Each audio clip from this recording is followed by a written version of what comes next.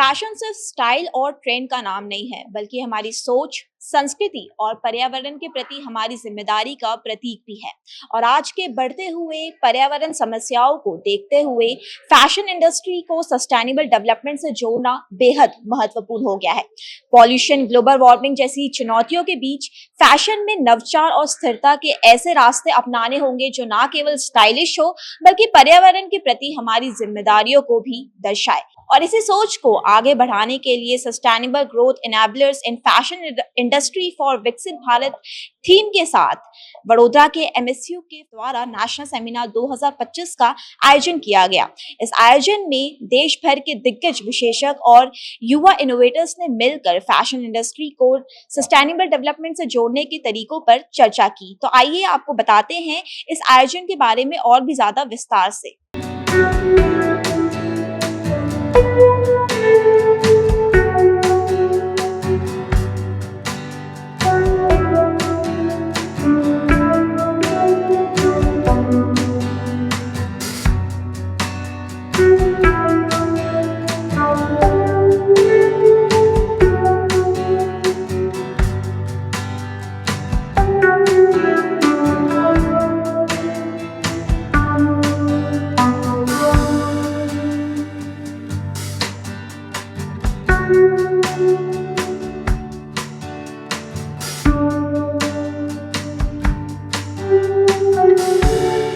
वडोदरा में महाराजा सयाजीराव यूनिवर्सिटी के क्लोथिंग और टेक्सटाइल विभाग और टेक्सटाइल और apparel designs program, institute of fashion technology, faculty of family and community sciences द्वारा नेशनल सेमिनार 2025 का आयोजन किया गया। इस सेमिनार का विषय था sustainable growth enable in fashion industry for विकसित भारत। इस कार्यक्रम में देश भर के नामी शिक्षाविद, उद्योगपति, उद्यमी, शोधकर्ता और छात्र शामिल हुए। मुख्य वक्ता के रूप में जायडस ग्रुप के चेयरमैन और एमडी डॉक्टर अजय रांका मौजूद रहे। उन्होंने सस्टेनेबल टेक्सटाइल के भविष्य पर अपने विचार साझा किए। इस कार्यक्रम का मुख्य उद्देश्य भारतीय फैशन और टेक्सटाइल इंडस्ट्रीज को सस्टेनेबल डेवलपमेंट से जोड़कर इसे और सशक्त बनाना है। इसका लक्ष्य पर्यावरण के प्रति जिम्मेदारी और स्थिरता को बढ़ावा देना है, ताकि फैशन उद्योग न केवल आर्थिक दृष्टि से बल्कि पर्यावरणीय दृष्टि से भी टिकाऊ और नया बन सके। आज के इस आयोजन का मुख्य उद्देश्य क्या है?